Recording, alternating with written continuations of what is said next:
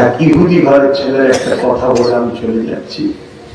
একটা ইহুদি ঘরের ছেলে নবী পাক সাল্লাল্লাহু আলাইহি সাল্লামকে ভালোবেসে ফেলে।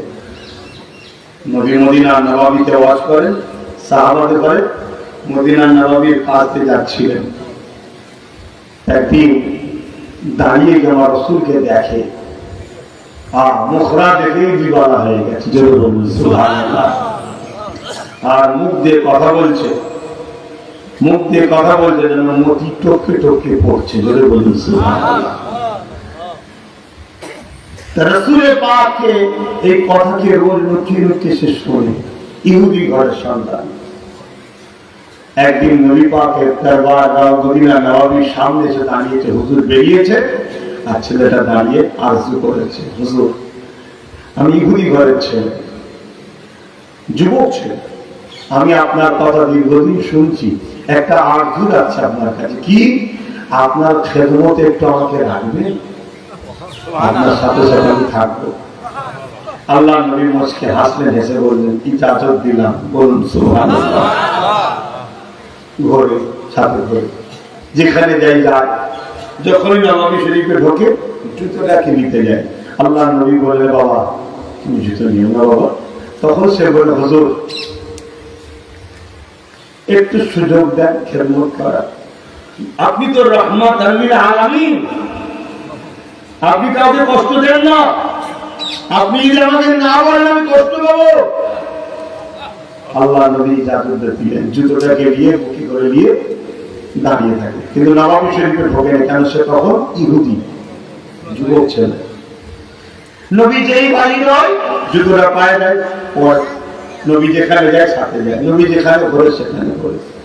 এভাবে ৬-৭ বছর কেটে গেছে, কিন্তু ইহুদি মুসলমান ইসলাম কবুল করে। একদিন নবী আমার মদিনা নবাবী শরীফ থেকে বেরোচ্ছে, অন্য একজন সাহাবী জুতা মুবারককে দিচ্ছে। আল্লাহ নবী বললেন এ বাবা সেই যুবক ছেলেটা কোন, কত তারকিল আজকে কোথায় গেল? সাহাবী বলল হুজুর আজকে সে অসুস্থ হয়ে পড়েছে। আর রহমতের নবী সঙ্গে সঙ্গে সাহাবাদিগণকে নিয়ে রওনা দিলেন, ওই ইহুদির বাড়িতে গিয়ে হাজির হয়ে যায়। আল্লাহ নবী তার ভেতরে প্রবেশ করলেন। ইহুদি যুবকটা ঘরের মধ্যে অসুস্থ শুয়ে আছে। আল্লাহ নবী যুবকের মাথায় হাত দিলেন, দেওয়ার সাথে সাথে হাতটাকে টেনে নিলেন।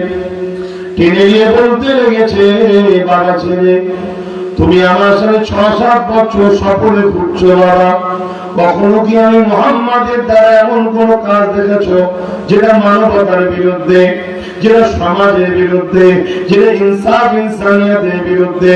আমি কখনো কারোর উপরে কোনো জুলুম করেছি বাবা, কখনো মিথ্যা কথা বলেছি বাবা, কোনো অন্যায় কাজ করেছি বাবা? এ যুবকেরা ওর বাবা ছিল ইহুদি পণ্ডিত ছিল, অতএব ছেলে হিসাবে যথেষ্ট তওরাতের জ্ঞান রয়েছে। তিনি তখন বলতে লেগেছেন না আপনাকে কখনো দেখিনি। আল্লাহ নবী আবার বলেন আমি কি কখনো তোমাকে কোনো বিষয়ের উপরে ফোর্স করেছি, জোর করেছি কি, বা কোনো জিনিসকে চাপিয়ে দিয়েছি বাবা? ওই যুবকটা বলতে লেগেছে জি না ইয়া রাসূলুল্লাহ আমি বললাম না আপনি করেননি। আল্লাহ নবী বললেন না ছেলে তুমি আমায় ভালোবাসো? জি হুজুর খুব ভালোবাসি। আল্লাহ নবী বললেন বাবা ছেলে আমি মুহাম্মদ তোমাকে ভালোবেসেছি। তবে বাবা একটা শুধু আমাকে সুযোগ দাও, আমি মুহাম্মদ জানিয়ে দিই কবর থেকে জান্নাতে নিয়ে যাওয়ার জন্য জামিনদার হয়ে যাব। বাবা একটা সুযোগ আমাকে দাও বাবা। হাদিস বলছি গল্প নয়, নবীর কওল বলছে। কি সুযোগ ইয়া রাসূলুল্লাহ? একটা বার তুমি দিল থেকে বলো লা ইলাহা ইল্লাল্লাহু মুহাম্মাদুর রাসূলুল্লাহ, লা ইলাহা ইল্লাল্লাহু মুহাম্মাদুর রাসূলুল্লাহ।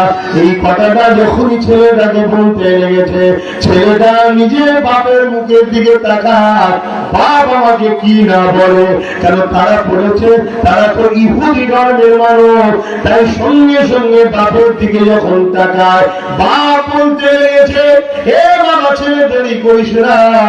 আমি এনার কথাবার্তা, এনার চালচলন, এনার বসা ওঠা এই কিছু সময় দেখে তওরাতের সাথে মিলিয়ে নিয়েছি। আমার কিতাব ঘোষণা দিয়ে দিল ইনি হলেন সে আখেরি নবী মুহাম্মদ রাসূল। বাবা ছেলে দেরি করিস না, জলদি করে কলেমা পড়লে। বাপ মাও কলেমা পড়লো, ছেলেটাও জবান দিয়ে বলতে লেগেছে লা ইলাহা ইল্লাল্লাহ মুহাম্মাদুর রাসূলুল্লাহ। কলেমা পড়া শেষ হয়ে গেল, আর ছেলেটা রূহ মুবারকটা দুনিয়ার জমিন থেকে বেরিয়ে চলে গেল। এ আর ইহুদি ঘরের যুবক নয়, এ আর সাধারণ যুবক নয়, এই যুবকটা এখন গস পাখানা মঈনুদ্দিনের থেকে বড় সম্মানিত সাহাবী হয়ে গেছে। আরো জোরে বলুন সুবহানাল্লাহ। এনার নসিবটা চমকালো কে? আমার রাসূল চমকে দিলেন। জোরে বলুন সুবহানাল্লাহ। আর নবীকে চমকাবার ক্ষমতা দিয়েছেন কে?